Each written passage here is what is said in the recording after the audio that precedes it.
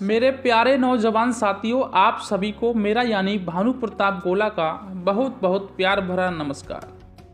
प्यारे साथियों, आप सभी का इस ऑडियो आर्टिकल में हार्दिक स्वागत है, अभिनंदन है। परीक्षा में अधिक से अधिक नंबर लाने के अचूक मंत्रों का और अपने जीवन में सफलता पाने का यह ऑडियो आर्टिकल नंबर 4 है। यदि आपने इससे पहला वाला ऑडियो आर्टिकल नहीं सुना है तो सबसे पहला काम उसको सुनिए, उसका लिंक डिस्क्रिप्शन में पड़ा हुआ है। मुझे आशा है ये ऑडियो आर्टिकल की सीरीज आपको पसंद आ रही होगी, क्योंकि लाखों विद्यार्थियों ने, लाखों लोगों ने अपनी जीवन शैली को इस ऑडियो आर्टिकल को सुन करके बदला है और लोग इसे सुनते हैं और शेयर भी करते हैं। मेरा आप सभी से सिर्फ इतना सा निवेदन है, यदि आपको इस सीरीज से कुछ फ़ायदा हो रहा है तो इसको अपने मित्रों में शेयर करके पुण्य के भागी बने। साथियों, आज के इस ऑडियो आर्टिकल में हम बात करेंगे प्रकृति से सामंजस्य बनाएं। आखिर प्रकृति क्या है, इन सभी पहलुओं पर हम बात करने वाले हैं। प्रकृति का मतलब है प्रकृति, अर्थात कृति से पहले। यदि हम इस धरती के सभी प्राणियों को कृति मान लें तो जो उससे भी पहले था वो प्रकृति कहलाएगा। यानी कि प्रकृति का अस्तित्व हमसे पहले था। इसलिए यह मानना गलत नहीं होगा कि ईश्वर ने प्रकृति को बनाया और फिर प्रकृति ने हमें बनाया। प्रकृति ने हमें उसी तरह से बनाया जो उसे अपने अनुकूल लगा।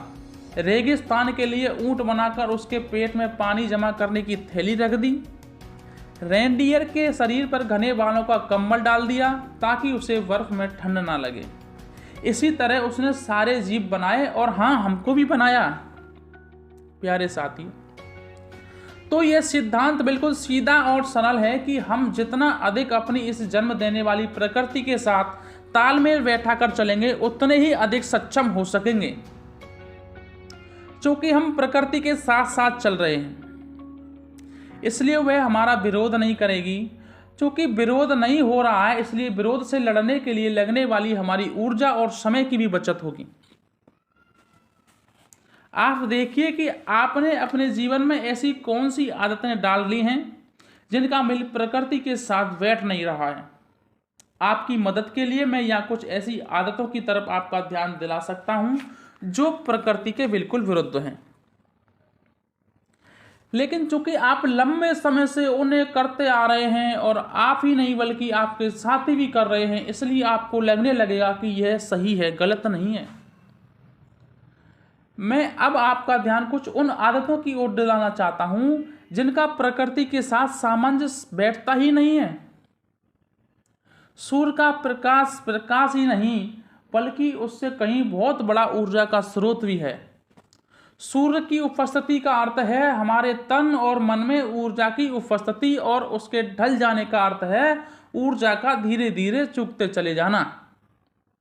हम जो भी कार्य करते हैं, छोटा या बड़ा, सरल या कठिन, सभी में ऊर्जा की जरूरत होती है। तो यहाँ बात साफ है कि हमें अपने अधिकांश काम सूर्य की उपस्थिति में ही निपटा लेने चाहिए। अब आप इस कसौटी पर अपने कामों को कसकर देखिए। मैंने देखा है कि विद्यार्थी रात के 2-2, 3-3 बजे तक पढ़ते हैं और फिर दिन में 9-9, 10-10 बजे तक सोते हैं। समय प्रबंधन की दृष्टि से यह गलत है। आपको चाहिए कि आप रात में 10 बजे तक सोने चले जाएं, क्योंकि सूरज भी सोने चला गया, और लगभग 6 घंटे बाद यानी कि सुबह 4 बजे पढ़ने के लिए उठ जाएं। उस समय जब आप सुबह 9 बजे सोकर उठ रहे हैं तो सो तो कुल 6 घंटे ही रहे थे, पहले भी और अब भी, लेकिन सोने का काम ठीक से नहीं हो रहा था।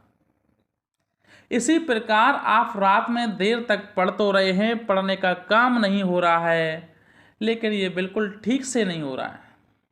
इसलिए क्योंकि दिन भर के काम और तनाव से थके मस्तिष्क में रात में उतनी क्षमता नहीं रह जाती जितनी वह सुबह सुबह रहती है और ताजे मस्तिष्क में रहती है। सुबह के फूल की ताजगी को शाम के फूल की ताजगी से मिलाइए तो बात आपको खुद समझ में आ जाएगी।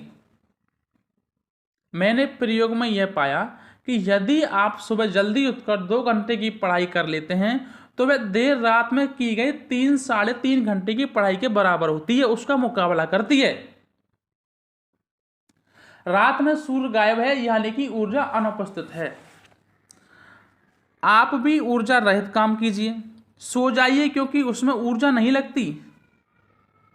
सुबह ऊर्जावान होकर उठिए क्योंकि क्षितिज पर फैला आलोक सूर्य के आगमन की घोषणा कर रहा है। अब काम में लग जाइए। आप गर्मी में कोका कोला, पेप्सी आदि पीते हैं, बात मेरी समझ में आती है, लेकिन ठंड के दिनों में आइसक्रीम खाते हैं, ये बात तो मेरी कतई समझ में नहीं आती। बात तो बिल्कुल सीधी सी है, यदि गर्मी में ठंड चाहिए तो भैया ठंड में गर्मी, लेकिन आप ले रहे हैं ठंड में ठंड। हुई ना उल्टी बात। यह प्रकृति के खिलाफ है। आपका गला और पेट खराब हो सकता है क्या, हो ही जाता है। जब ये चीज़ें खराब होती हैं तो आपका समय भी खराब होता है। ठंड में चुस्त कपड़े पहनिए, ठीक है, क्योंकि ठंडी हवा कपड़ों के अंदर घुसकर परेशान नहीं करती। लेकिन गर्मी के दिनों में तो ऐसा मत कीजिए, क्योंकि शरीर को अपने तापमान का संतुलन बनाए रखने के लिए हवा की ज़रूरत है। लेकिन ढीले ढाले कपड़े पहनने को आप गंवारूपन मानते हैं। भाई क्या होगा इस देश का। रात हो गई, भाग दौड़ से या पढ़ाई से थककर आप सो जाते हैं, वहीं तंग तथा दिन भर के गंदे कपड़े पहने हुए। मैंने तो यहाँ तक देखा है कि कुछ लोग जूते पहनते हुए सो जाते हैं, खासकर ठंड के दिनों में।